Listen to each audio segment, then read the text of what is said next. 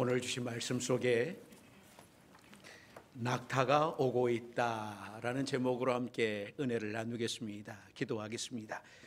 사랑과 은혜가 많으신 하나님, 우리 주님께서 이 땅에 인간의 몸을 입고 오셨습니다.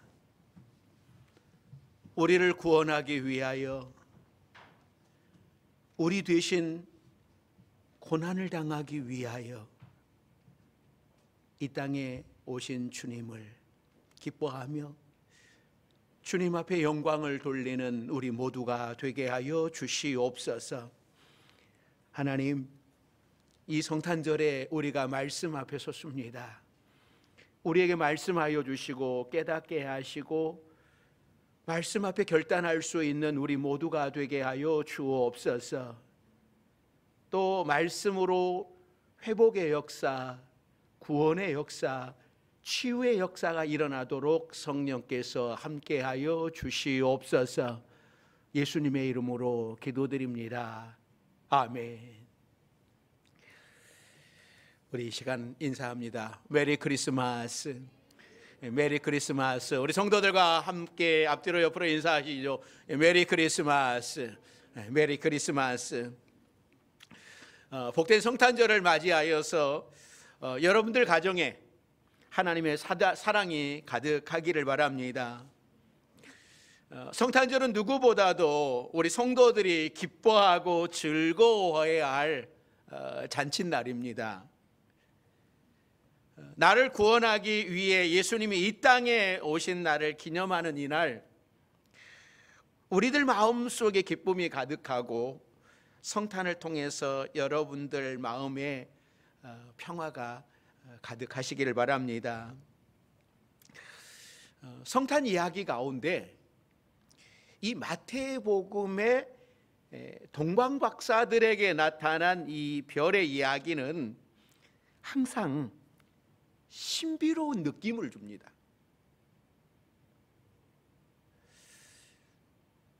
제가 말씀을 준비하다가 낙타가 오고 있다라고 하는 이 설교 제목을 제가 봤어요. 예전에도 한번 낙타가 오고 있다라는 이 제목을 봤는데 제목이 참 좋다, 뭐 이런 생각을 했는데, 이번에는 이 제목이 제 마음에 더 와닿는 거예요. 그러니까 이 제목은 강문우 목사님께서 미국 미네소타 교회 목사님의 글에서 카피한 것이라고 그래요. 그러니까 이 미국의 목사님은 교회 앞에 있는 건물을 구입을 해서 교육관으로 사용을 하고 싶어서, 하나님, 저 건물을 우리 교회에 주십시오 하고 기도하기 시작을 했답니다. 이 건물을 달라고 열심히 기도하면서 여호수아가 여리고성을 도는 것처럼 7바퀴를 돌았답니다. 그런데 그 건물이 다른 사람에게 팔려버렸어요. 그래서 교회가 살 수 없게 되어버렸습니다. 그래서 목사님은 실망을 했어요. 왜 하나님께서 우리 교회에 저 건물을 주시지 않았을까? 우리 교육관으로 쓰려고 그러는데 왜 안 주셨을까? 그런 마음을 가지고 있었는데, 실망하고 있는데 영적으로 마음속에 이런 생각이 들더라는 거예요. 낙타가 오는 소리가 들리더라는 겁니다. 선물을 가지고 오는 동방박사가 탄 낙타 소리였어요. 그래서 목사님이 이런 이야기를 했답니다. 더 좋은 선물이 오고 있다. 그리고 낙타가 오고 있다라고 하는 제목의 글을 썼어요. 여러분, 낙타가 오고 있다라는 것은 희망의 소식이에요. 그럼에도 불구하고 낙타가 오고 있는 것은 아무도 모르는 거잖아요. 예수님의 어머니 마리아도 아버지도 모르는 거예요. 오직 낙타를 인도한 하늘의 별만 알고 있을 뿐입니다. 동방의 박사들이 낙타를 타고 왔는지 걸어왔는지 기록은 없어요. 우리 현수막에 보면 낙타가, 동방 박사들이 뭐 하고 있습니까? 낙타 타고 있죠. 아마 사막을 건너고 먼 길을 오기 때문에 이 그림처럼 아마 동방 박사들은 낙타를 타고 왔을 것입니다. 이번 성탄절에 낙타가 오고 있다라는 희망의 소식이 우리 모든 성도들에게 들려지시기를 바랍니다. 예수님이 이 땅에 오실 때에는요, 한없이 어려운 때였습니다. 나라는 잃고 로마의 폭정 아래에 시달리는 것도 힘이 드는데, 이 분봉왕이었던 에돔 사람 헤롯은요, 이스라엘 백성들을 더 힘들게 했습니다. 자신의 권력을 지키기 위해서 물불 가리지 않고 이스라엘 백성들을 너무나 힘들게 했습니다. 그러니까 백성들이 평안하게 살게 하는데 관심이 없었습니다. 그래서 박사들이 찾아와서 유대인의 왕으로 나신 이가 어디 계시냐 하고 물었을 때에 예루살렘에 소란이 일어날 정도였어요. 그러나 메시아가 태어났다라고 하는 소문은 소란으로 끝나고 말았습니다. 위기의 시대를 살아가는 백성들의 관심을 끌지 못했습니다. 이런 위기의 때는 돈 많고 힘 있는 사람들은 오히려 더 좋습니다. 그러나 힘없는 백성들에게는 말할 수 없이 큰 고통이죠. 불안하고 불편한 것이 한두 가지가 아닙니다. 그 사이에는 부정과 부패는 권력과 손을 잡고 판을 칩니다. 헤롯은 권력을 이용해서 베들레헴 근동의 갓난 아이들을 다 죽였습니다. 그러니 억울한 사람들이 많아지는 거예요. 억울하게 재산을 빼앗기고 가정이 무너지고 목숨을 빼앗깁니다. 정의가 실종이 되었습니다. 예수님은 이런 시대에 오셨어요. 21세기를 살아가고 있는 지금도 이런 위기의 때라고 생각이 듭니다. 정치가 얼마나 불안합니까? 경제는 더 불안합니다. 미래에 대한 희망을 포기하게 만들어요. 힘들게 생명을 이어가는 사람들, 억울한 일을 당하는 사람들, 고통 가운데 사는 사람들이 너무나 많습니다. 일자리는 줄어들고 경제는 더 심각해지고 있습니다. 마치 예수님이 오던 시대와 비슷하다라고 하는 것이 느껴집니다. 예수님은 왜 이런 위기의 시대에 오셨을까요? 좀 평안할 때 오셨으면 아마 예수님이 사역하실 때에도 그렇게 힘들지 않았을 터인데, 왜 이런 위기의 시대에 오셔서 그런 위기를 다 겪으셨을까? 곰곰이 한번 생각을 해봅니다. 이렇게 위기의 시대에 오신 것은 위기 가운데 있는 영혼을 구원하기 위해서였어요. 위기 가운데 있는 이들을 위로해주고 소망을 주시기 위하여였습니다. 예수님만이 우리의 소망이 되어주시는 거예요. 우리 모든 성도들이 예수님 안에서 참 소망을 가지시는 여러분들이 되시기를 주의 이름으로 축원합니다. 그런데 사실 예수님이 태어나셨지만 세상은 예수님이 오셨다고 태어나셨다고 순식간에 소망으로 바뀌어지지 않았어요. 하나님의 아들이 헤롯에게 쫓겨서 오히려 애굽으로 피난을 갑니다. 아기 예수님 때문에 베들레헴의 아기들이 오히려 학살을 당합니다. 예수님이 오셨어도 소망이 사라진 것만 같지 않았어요. 하워드 존슨 목사님은 명성을교가로 소문난 분인데요. 그런데 이 목사님 맏아들이, 큰아들이 교통사고로 그만 죽습니다.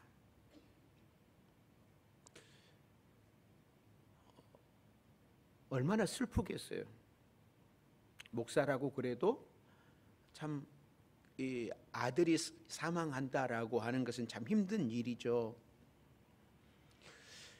성탄절이 가까운 오늘 저녁에 가족들이 한자리에 모여서 식사를 하는데 둘째 아들이 불쑥 이런 이야기를 합니다. 형이 하늘나라로 가서 처음 맞는 크리스마스를 지내겠지? 이러자 이 막내가 얼른 이런 이야기를 합니다. 아, 바보 같은 소리 왜 해? 하늘나라에서는 예수님이 계시니까 날마다 크리스마스야. 이 말을 듣고 이 존슨 목사님 부부는요, 잠에서 깬 듯 서로 마주 보면서 벙실 웃었답니다. 아들의 사망 이후 오랜만에 웃는 미소였다고 그래요. 그들은 하늘나라에는 날마다 예수님이 곁에 계시니 특별히 성탄절이 필요 없다라고 하는 것을 생각하지 못했던 겁니다. 예수님은 슬픔을 바꾸어 소망을 주시는 분입니다. 동방에서 별을 보고 찾아온 박사들은 이런 소망을 굳게 잡고 아기 예수님의 가족에게 소망을 선물한 사람들입니다. 헤롯 때문에 숨지기고 있어야 하는 예수님의 가족, 변변한 거처도 없이 지내야 하는 가난한 가족에게 동방 박사들의 방문은 큰 힘이 되었어요. 박사들이 별을 보고 메시아의 탄생을 깨닫는 것도 신비한 일이고, 그 별을 따라서 머나먼 유대 땅까지 온 것도 신비한 일이고, 유대 땅에서 초라한 아기 예수님을 보고서 경배를 했다라고 하는 것도 참으로 신비로운 일입니다. 그러니까 이 성탄의 사건은 모두가 다 신비스러운 것 같아요. 그 가운데 이 동방 박사들은 목자들처럼 천사들로부터 소식을 전해 들은 것도 아니고, 다만 자신들의 그 연구하던 별을 통해서 왕이 태어난 것을 깨닫고 찾아옵니다. 이게 얼마나 신비로운 일입니까? 그런데 이런 신비는 모두 하나님께서 인도하신 길이셨어요. 자, 오늘 본문 10절 11절 말씀. 자, 10절 11절 말씀 같이 읽습니다. 그들이 별을 보고 매우 크게 기뻐하더라. 집에 들어가 아기와 그의 어머니 마리아가 함께 있는 것을 보고 엎드려 아기께 경배하고 보배합을 열어 황금과 유향과 몰약을 예물로 드리니라. 그러니까 박사들은 왕이니까 당연히 왕궁에서 태어날 것이다 라고 생각을 하고 왕궁으로 갔어요. 자신의 생각대로 궁으로 들어갔을 때에 그들은 하나님이 인도하시는 별을 잃어버렸습니다. 그러나 다시 하나님을 바라보기 시작을 했을 때에 하나님은 그들의 눈에 별이 보이게 하셨고, 그 별은 박사들에게 큰 기쁨을 주었습니다. 박사들은 아기 왕은 당연히 왕궁에서 태어날 것이라고 생각을 하고 헤롯궁으로 찾아가잖아요. 그러나 새로 태어난 만왕의 왕 아기 예수는 헤롯궁에서 태어나지 않았습니다. 동방에서 보았던 별을 따라서 여기까지 왔어요. 그런데 박사들의 어떤 개인적인 생각, 왕은 당연히 왕궁에서 태어날 것이다 라고 했던 생각이 별을 놓치게 만들었어요. 사랑하는 성도 여러분, 하나님의 일은 사람의 생각과 다릅니다. 우리는 내 앞에 보이던 예수님을 쫓아가다가 잠시 내 생각대로 일을 처리하다 보면 예수님이 보이지 않습니다. 그래서 끝까지 예수님만 바라보는 믿음이 있어야 되는 거예요. 그런데 여기 성경을 보십시오. 박사들이 자신의 생각대로 할 때에는 별을 놓쳐버리고 말았습니다.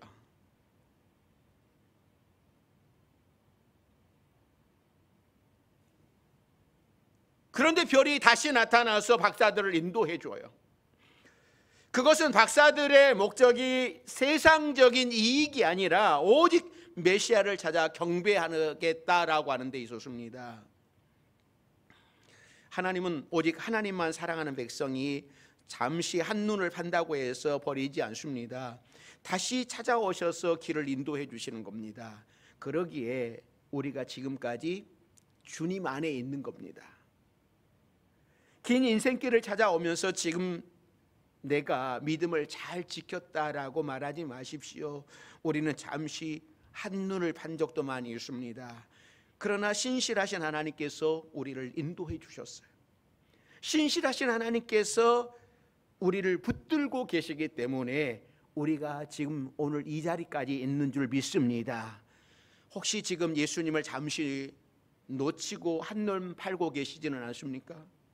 지금까지 신앙생활을 잘 하시다가 내 생각대로 하나님께서 안 해주신다고 불평하고 원망하고 계시지는 않습니까? 그 생각을 내려놓고 하나님을 다시 바라보시기를 바랍니다. 하나님께서 아직 여러분을 붙들고 계십니다. 박사들이 다시 별을 찾은 것처럼 다시 하나님의 음성을 듣고 주님을 경배하는 여러분들이 되시기를 바랍니다. 박사들은 한 번의 잃어버림을 통해서 초라한 예수님을 보는 눈이 열리게 됩니다. 그동안 왕은 고귀한 곳에서 태어났을 것이다 라고 굳게 믿고 왔지만 왕궁은 오히려 이 소식을 듣고 두려워할 뿐이었어요.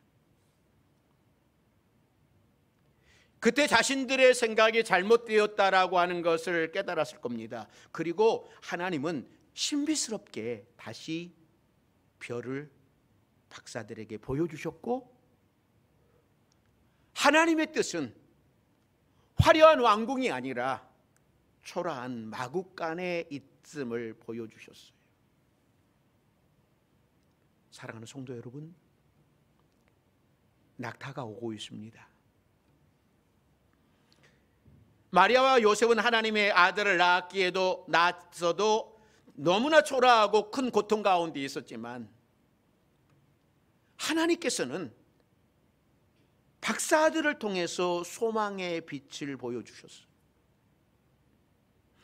우리 삶에도 하나님의 뜻대로 산다 하면서도 아직 빛을 보지 못한 채 마리아나 요셉처럼 고통의 마음을 가지고 있다면 낙타가 오는 소리를 들을 수 있는 귀를 열어달라고 여러분 기도하시기 바랍니다. 다시 예수님을 통해 소망을 갖고 믿음이 회복되게 해달라고 기도할 수 있기를 바랍니다. 그래서 올해 성탄절을 통해서 하나님 나라의 소망을 굳게 잡고 박사들이 발견한 기쁨을 발견하며 성탄의 축복이 가득한 여러분들이 되시기를 바랍니다. 마리아와 요셉에게 낙타가 오고 있었습니다. 저와 여러분들에게도 낙타가 오고 있다라고 하는 것을 기억하고 오직 하나님만 바라보고 주님만 의지하며 믿음을 지키며 승리하는 우리 모두가 되기를 주의 이름으로 축원합니다. 기도하겠습니다. 사랑과 은혜가 많으신 하나님, 주님이 이 땅에 어려움 가운데 오셨습니다. 요셉과 마리아에게도 너무나 큰 아픔 가운데, 고통 가운데 있었지만 그들에게 낙타가 왔습니다. 그리고 위로가 되었고 소망이 되었습니다. 하나님께서 우리를 위하여 낙타를 보내신 것을, 낙타가 오고 있다라고 하는 것을 기억하고 우리도 소망 가운데 믿음을 지키며 살아가는 우리 모두가 되게 하여 주옵소서. 예수님의 이름으로 기도드립니다. 아멘.